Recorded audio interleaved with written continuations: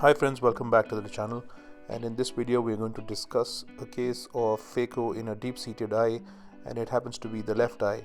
So the first thing that I'm doing here is I'm inserting a Maricel wet sponge in the inferior fornix, which acts like a wick and prevents pooling of fluid on the ocular surface.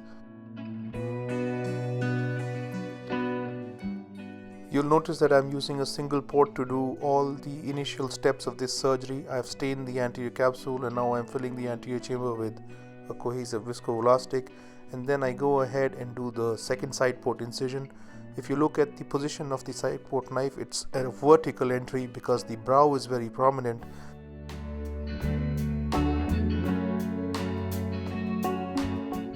So we've made a superotemporal clear corneal incision which is 2.8 millimeters, and now we're initiating the capsular axis.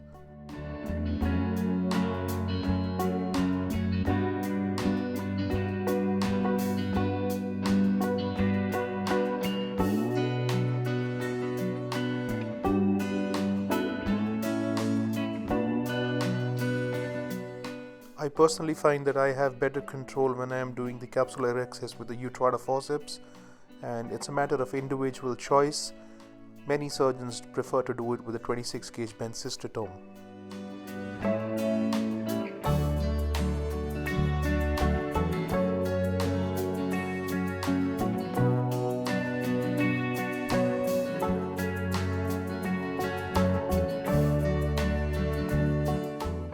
So after completing the capsular axis, we are now going to do the hydrodissection, and we are initially burping out some viscoelastic from the anterior chamber because we do not want a capsular blowout with the fluid injection, and we achieve a very good nucleus rotation.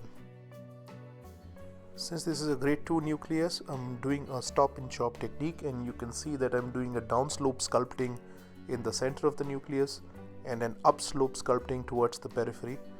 After initiating the trench, I rotate the nucleus 180 degrees and extend the trench on the other side.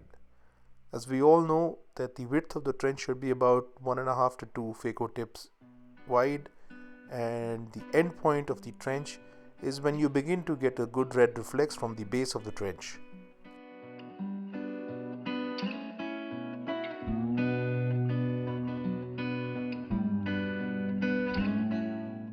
So here we've completed a manual separation of the nucleus into two heminuclei, and we now begin to chop each of the heminuclei.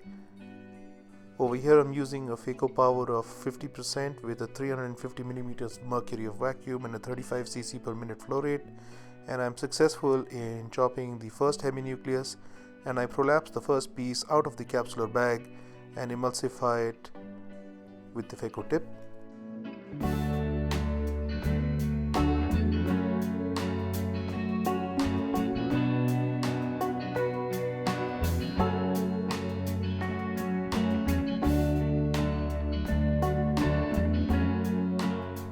Friends, I'd like to talk about the ergonomics involved in doing a superotemporal clear corneal phaco in a left eye. I'm a right-handed surgeon, and for me, if there wasn't a prominent brow in this case, I would have done a superonasal incision and I would be seated at the superior end of the patient. But currently, because of a very big nose and a very prominent brow, I'm seated temporally, and as you can see that the orientation of my main port is diagonal at 30 degrees. I did not make an absolute temporal incision at 180 degrees for the reason that, being a right-hander, it's natural for my right hand to go towards the left side.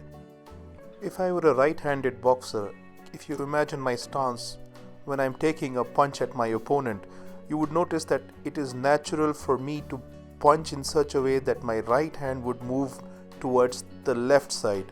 So similarly, in this case, you can see that my phaco probe is placed in such a position that it moves towards the left side, and yet it is still oriented in the center of the operative field. If I had made a pure temporal incision at 180 degrees, I would have to rotate my wrist slightly towards the right to bring the phaco tip towards the center, and this would have caused strain on my wrist. So in this current scenario at 30 degrees, there is no strain on my wrist and I can do the phaco in a very natural manner.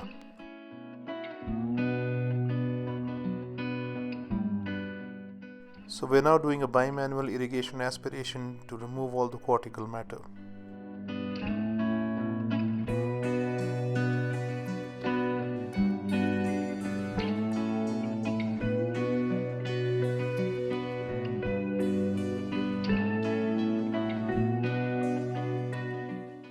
I'm using a sand-blasted aspiration cannula to polish the posterior capsule to remove all the epithelial fibers.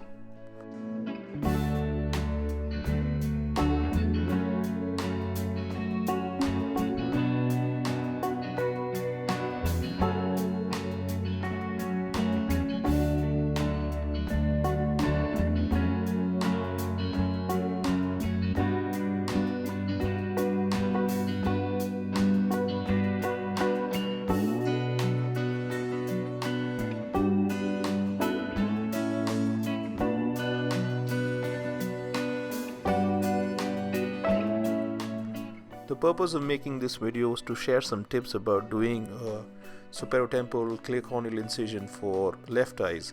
I remember when I was a Phaco trainee, I used to dread when I would be appointed a case with such deep-seated eyes and prominent brows when I'd have to shift my natural position to the temporal side. But over time, as I did more and more cases, I taught myself how to be more comfortable in this situation.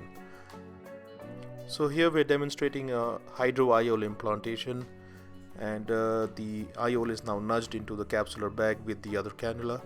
So this, dear friends, concludes the case, and I hope that after watching this video, some of you would benefit when you're trying to attempt those difficult deep-seated left eyes. Thanks for watching. I'll see you in the next one.